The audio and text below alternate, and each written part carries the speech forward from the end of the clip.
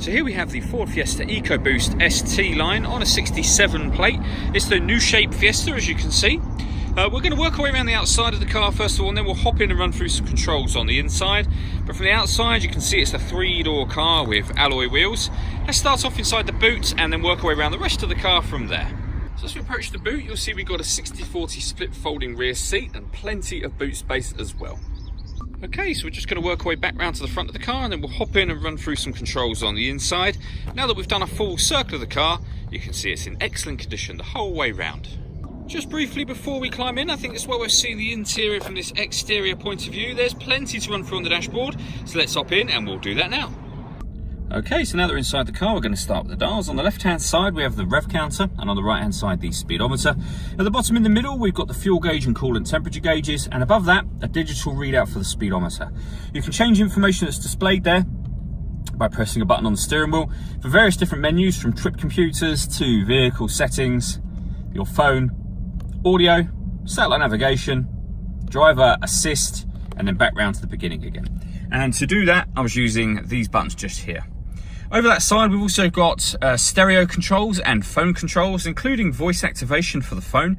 So you can hit that button just there, ask it to dial anyone in your contacts list, and it can do that for you without you having to take your phone from your bag or pocket. That is, of course, once you paired the phone up, and that's done on the central touchscreen, which we'll come to in just a moment.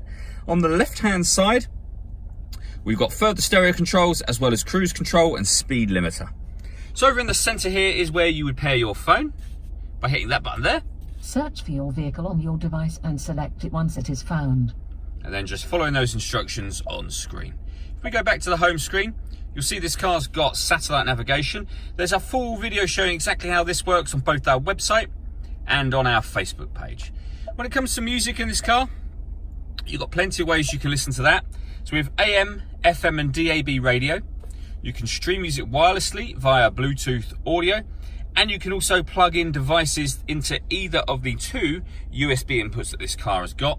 And if you plug your smartphone in, you can get Apple CarPlay and Android Auto up on the screen as well. So plenty of ways to listen to your music. Working our way down, we have the air conditioning. So temperature's adjustable here, fan speed on this one. You can determine where you'd like the air to be distributed. When that orange light shows, that means the air conditioning is on, so it's either off or back on again. You can recirculate the air that's in the car. It's a great way of heating it up or cooling it down quickly, depending on the temperature you've set just here. And we've got a proper heated front screen as well as the heated rear screen, of course. Below that, we have a 12-volt charging socket, the USB input, and the key. The key simply needs to be somewhere in the car because you start the engine by hitting that button just there. We then have a 6-speed manual gearbox. Down here, we can turn off the traction control. We can also turn off the stop and start. This car is designed to cut out when it's stationary in traffic to save you fuel. That button will turn that system off. And then behind the handbrake, we have the second USB input. All that leaves me to say is thank you for taking the time to watch this video. If you'd like to come and see the car in person and have a test drive, please feel free to call any of our MJA sites. We'd love to hear from you soon.